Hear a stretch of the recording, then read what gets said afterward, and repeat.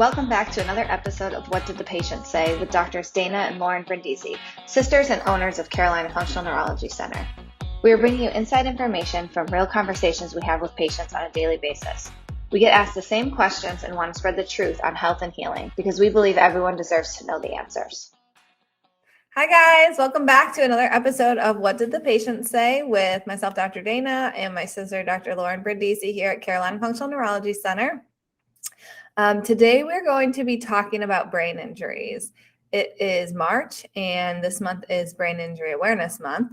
So we just want to talk in a little bit more detail about what we do for these types of patients, what things look like when they come into our office for an initial evaluation, like what other options are out there for people when they sustain a brain injury, whether it's a mild traumatic brain injury, concussion, or if they have a severe brain injury, they were in the hospital, they were maybe in a coma at one point. What do they do when they get out, and what do they do, after the original accident or injury? And then, what does recovery timeline kind of look like for these patients? So Dr. Lauren, I'll let you kind of take it away. Okay.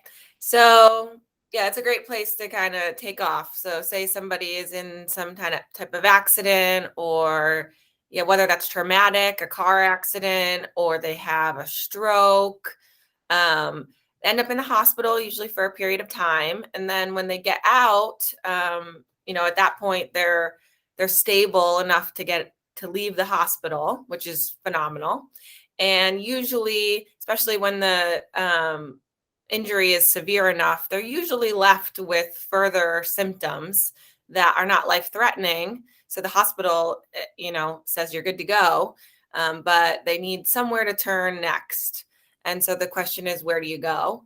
And these are a lot of the patients that we see once they're ready for some type of outpatient treatment.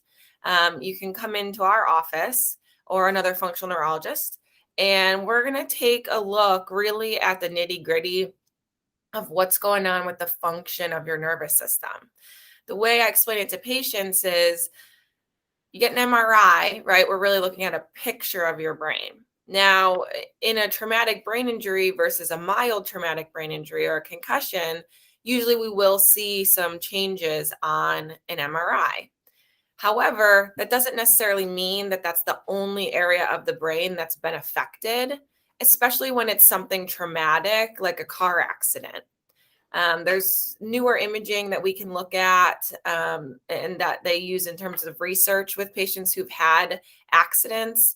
And what they actually see is that usually because of the neck, there's some rotational component to the head trauma, even if it's a mild injury and someone goes, I know I got clonked in the head right here.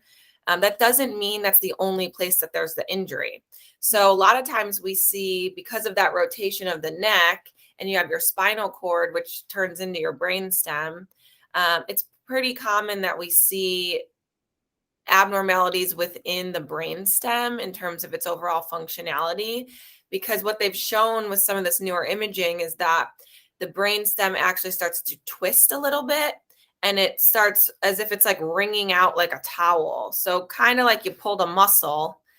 They can kind of see the connectivity of some of these fibers almost get stretched and pulled. So the function of them is not as efficient. The other thing is, if you hit your head here, well, because of the reverberation of the trauma, you can sustain damage here, but you can also have what's called a contrecoup injury where you could sustain damage here. So different maybe than a stroke, where we can look at an MRI and say, this is exactly where the problem is. With a concussion, when it's traumatic or another brain injury, it's a little bit harder to do that. So people come in with a multitude of symptoms, and we want to go through that in detail to try to understand and really triangulate where are some of these areas of dysfunction, and it may be more than one for people. So when we can start pinpointing that, we can run some tests that, instead of looking at a picture of the brain, we're going to run varying diagnostics that actually look and evaluate the function of the brain, which there's not really just one diagnostic that allows us to do that. We run a multitude of them. Then we do a full, comprehensive, detailed neurological exam, looking really top to bottom in the nervous system to help to say, how is the vitality of your frontal lobe? How is the vitality of your parietal lobe, your temporal lobes, your occipital lobes, your cerebellum, your brainstem? And we break those brainstem parts into different pieces. And we want to say, how well are these parts working, right? Where is there a traffic jam?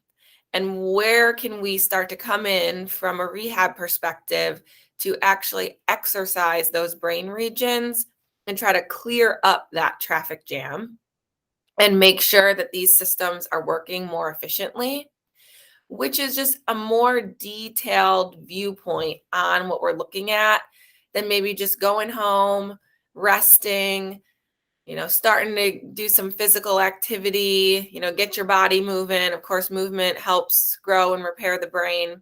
We want to do that with a lot of detail to say, okay, yes, we want you doing some physical activity with your body, but how much do we need to be doing it on more on one side than the other? What about your eye movements? What about your balance? And how do these things relate to the areas of the brain that actually control that? And come up with a plan that's really customized for you, not just super cookie cutter and systematized for the symptoms that you have. Anything else to add there? No, I think that's great. I think to give people like maybe just a little bit more visual for those that either had a brain injury or know somebody that had a brain injury. So whether we're talking about like a major traumatic brain injury or a mild traumatic brain injury, what Dr. Lauren's talking about when she's talking about that twisting in the brain is like, if you can imagine your brainstem, your spinal cord, and then your big brain sits on top. There's nothing tethering your brain to your skull, right? It's floating in fluid. So what happens is as your head potentially gets banged around, right? This is pretty heavy and pretty big compared to the rest of it. So what happens is you have a trauma and you hit your head, or you have a whiplash and maybe you don't even hit your head, but you get this big jarring of your neck. Well, as that big bowling ball inside your skull moves, because it's so much heavier than your spinal cord and or so much bigger, I guess I should say, than your spinal cord and your brainstem, because of this action, it kind of does something like that. And that's what Dr. Lauren's talking about in terms of that like twisting of the brainstem. Now, we know this to be 100% true because when people have major traumatic brain injuries, they end up in a coma. The reason is because they have what's called diffuse axonal shearing, where these big fibers come down from the brain through the brainstem into the spinal cord, and they actually get tethered, they get sheared. Whereas people with mild traumatic brain injuries, under imaging, like an MRI, you won't see that shearing, but the same kind of twist is happening with just a little less trauma, right? So it's still affecting the function, but you can't quite match the structure of that to the function, which is why people with mild traumatic brain injuries have so many problems.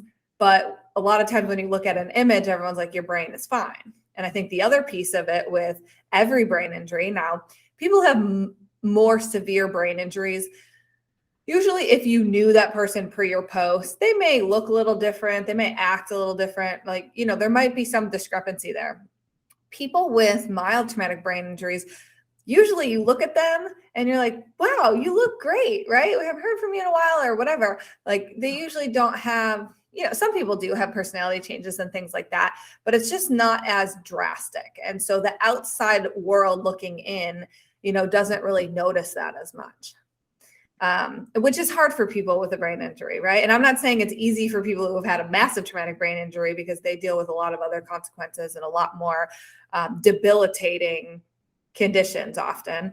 The other thing I wanted to note was, we treat and see athletes as well. And I think it's really interesting because, Dr. Lauren went through some of these additional testing and things that we look at. So eye movements, balance, neural timing mechanisms, and the speed of your actions and things like that.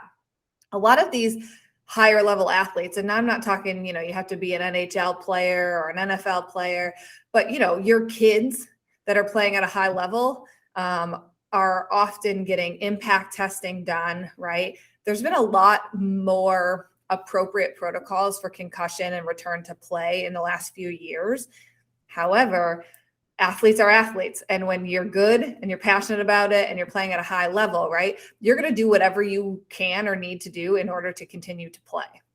And the interesting thing about the impact testing is what they're looking at is very just cognitive function. They're not testing your balance. They're not looking at your eye movements, right? You're sitting in front of a screen and you're clicking a button based on what the instructions are telling you on the screen. And if you've taken it more than once, you kind of know what you're getting yourself into, right? So they're looking for baseline preseason, right? So if you want to maybe look like you didn't get hit so hard and maybe your brain's functioning okay after an injury, your baseline testing, you can just slow that click down a little bit. And then when you get injured, right, you just kind of do your normal thing. This is not something that like we make up. We know this to be true. We hear this from athletes, right? They want to play and they don't want to be told because they got an injury, they can't play. Now, again, I think the rules and the assessments and everything that's happening preseason on the field, parameters for return to play are getting a lot better in those scenarios. But you know, the average person walking down the street, they don't have any of that, right? So they don't have a coach or an athletic trainer or physical therapist being like, okay, Susan, you can go back to work now because you've met your return to work, protocols, right? And so it's very difficult for a lot of people because it's like sometimes you don't know or don't understand where you're at and how much you can push yourself. And then you have a good day and you're like, oh, I really can push myself. And then you push yourself and then you have a week of terrible days, and I think that's something that when we are assessing function and we're looking at it as a whole and we're working with people to return to what is going to be their new normal, if you will, and hopefully it's as close to their old normal as possible, helping people with that, right? And there's not a lot of avenues for people to get that type of treatment, right? Like we talk to people all the time and they're like, well, I, tried to walk 2 miles and then I couldn't move for 2 days. Or I've had a lot of people are like, well, I tried to clean my house. I was having a really good day. And I cleaned the whole upstairs and the downstairs bathroom and I did some laundry. And they're like, I was on the couch for 3 days. We're like, well, okay, let's talk about those parameters, right? Like those are, the average person's like daily activities versus like an athlete, which is a little bit different, right? And it's all relative to the person and the brain that was injured. Yeah, I think that's an important piece that I honestly see a lot of other providers are missing. And I think it more has to do with our training. And I know we talk about this a lot, but it has everything to do with the autonomic nervous system. I would say majority of patients who fall in a post-concussive syndrome category have some aspect of dysfunction within their autonomic nervous system because it's all about the efficiency of the brain. And whether your primary issue is within areas related to your autonomic system or it's related, higher cortically, if these systems aren't working efficiently, then there's much more demand on your autonomic system because you're expending more energy doing the task than you otherwise would. So whether it's truly an autonomic condition or it's a secondary problem associated with the brain injury, it is one of the most important pieces to the rehab protocols that we do, which aren't really protocols, they're very individualized per person. And understanding that and the education around that is a lot of what we talk about in practice with exactly what Dr. Dana was just explaining. Just because you're having a good day, you don't want to jump right to cleaning your entire house, right? It's got to be baby steps. It's called your metabolic capacity. So it's how much really can your nervous system handle? How much stimulus can it handle? That there's an appropriate response of your autonomic system to get blood flow to the things that need it most. And if you exceed that metabolic capacity, then those neurons are not staying healthy because you're not usually maintaining good oxygenation and fuel delivery to those systems. And we need an equivalent amount of stimulus, oxygen, and nutrients to keep neurons healthy. So when you wake up and you're having a good day, that probably does mean your metabolic capacity is a little bit better. That integrative state of your nervous system is good, but we don't want to anger it by doing too much. You want to just do a little bit and make sure. I use it, it's like a threshold, right? So I always say we want to bump that threshold. We don't want to keep pushing over that threshold, which a lot of us are used to doing. I mean, we just go. And then, if you don't have neurological symptoms, you may feel fatigued. You might go to bed, get a good night's sleep. You sleep just fine. You wake up and you're good to go. But when you deal with neuro fatigue, just getting a good night's sleep isn't enough. Plus, most patients aren't sleeping very well in the first place once they've had a head injury.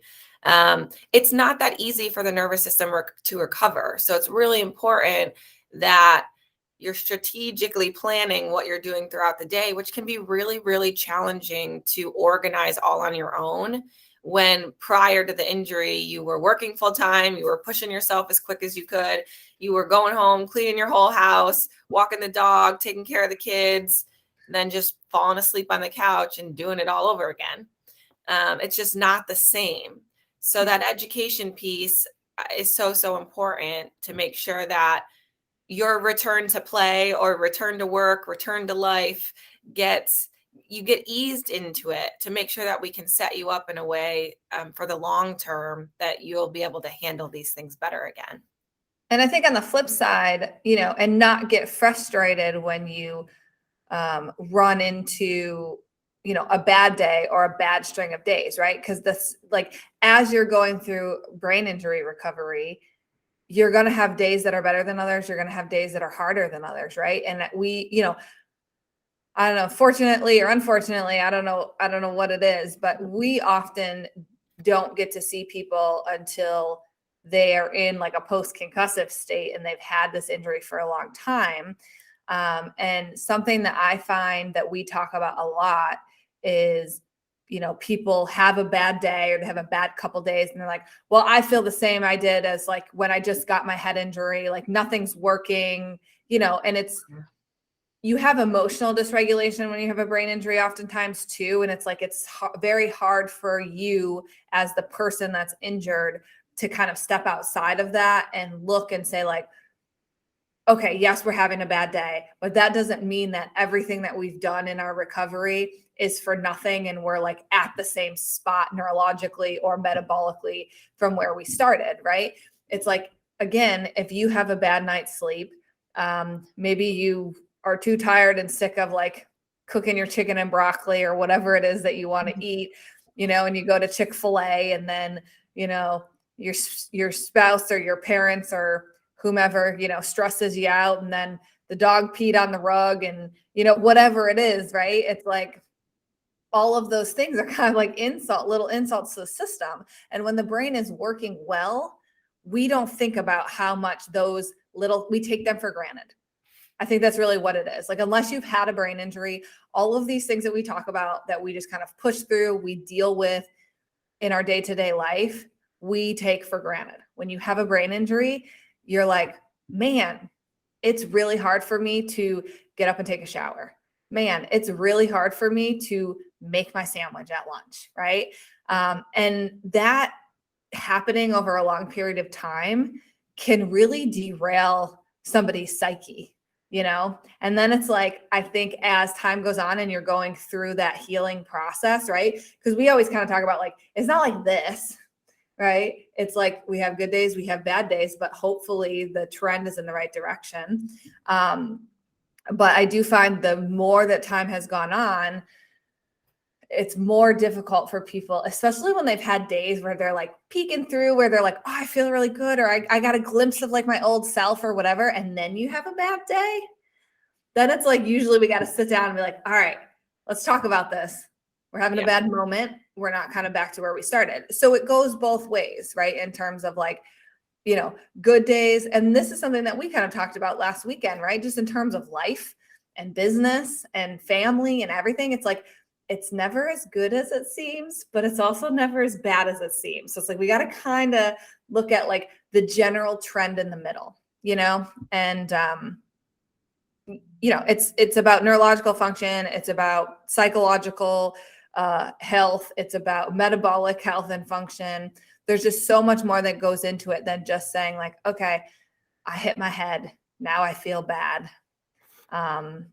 What do I do about it? And I think in the last 10 years or so, right, we know now, and everybody should know this. So if you don't know this, if you had a brain injury, you know somebody that has a brain injury, sitting in a dark, quiet room is not the answer. You might need it on some days, and that's okay.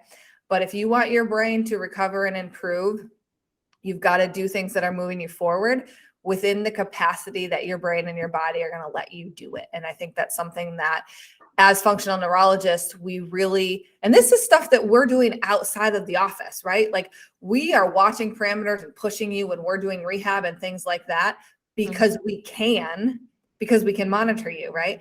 But the other piece of that is helping you understand when you leave our office, when you go home, what does that look like for you? What do you do from there? How do we avoid having, huge crashes, or how do we avoid like hitting a plateau in our recovery and things like that? So I think that's a big difference in terms of what we look at, from a functional neurology perspective. And just another aspect of how we're able to treat our patients. And we're so like immersed in their entire care, not just when you're in my office, that's all we care about. We've got to address the rest of the life and everything else that goes with it. Yeah. I think that's great. And that's where I think we really come in and shine for patients is a little bit of finesse and detail in terms of individualized treatment. If you are the Bruno Mars of healthcare.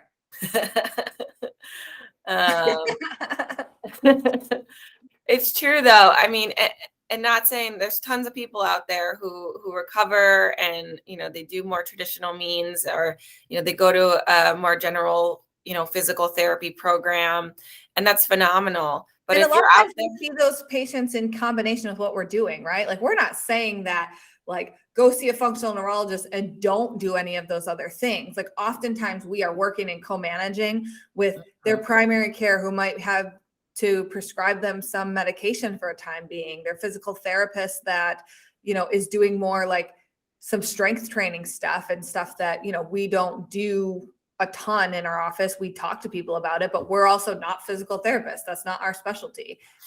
We work with people's therapists and psychologists and psychiatrists because a lot of people end up having to be on that type of medication. We work with people's nutritionists because they're like, I got to figure out, right? Like a lot of people have gut issues after a brain injury and maybe they have more food sensitivities than they did before, or, whatever it is. So it's like, we are working with all of those other providers. We're just kind of relaying the information today, just about in a little bit more detail, just about what we do and what we have to offer for patients that have brain injuries. Yeah. Sorry, I didn't mean to cut you off. I just want to make sure people understood, what we're saying and that's okay. That aspect of things. Yeah, I think that that's the really important piece is it can take a team, and it's not necessarily doing one thing at a time, but we want to help you and work with these providers too, to be able to give you the most comprehensive care that's possible. And when it comes to something as complex as a brain injury, that's really important. No two brain injuries are the same. They're like snowflakes, which I feel like we've said before, but it is really important because it's hard in a very generally systematized healthcare system that we have in this country. People with brain injuries unfortunately fall, I think, a bit short because it requires individualized treatment. And I think that's why also Brain Injury Awareness Month is so important. These things are very challenging, and people dealing with these conditions, it's very challenging, and it can be really isolating because the things you're dealing with aren't necessarily the same that the next person's dealing with who also has had a brain injury. And Having good support, having caregivers that understand that, having a good team of providers that can help you work through this and keep you moving forward. Giving up is never the answer. There are tons of options and well-trained professionals out there. So you can find a good team of people to work with. Yeah. And I think just on a separate side note, we could probably do a whole podcast on this, but to all of those people that are taking care of somebody with a brain injury, you end up in a very similar situation, right? It becomes very isolating. It's very demanding on you, right? You may have been from a household that had double income, and now you're taking care of your spouse who can no longer work, and you're trying to work, and you're taking care of the kids. There's a lot of stress and burden that also falls on the shoulders of those that are taking care of people with brain injuries. Mm-hmm. And that's nobody's fault. But there's just so much to be done, we think, just in the brain injury world in general. And a lot of it is obviously for the people that are injured, but a lot of it goes for the caretakers and the families of the people that are, their lives have also been significantly changed by this injury, even though they're not the one that's injured. And this is something, that we're passionate about, and something that we, always also work with the people that come into our office and bring those patients to see us, right?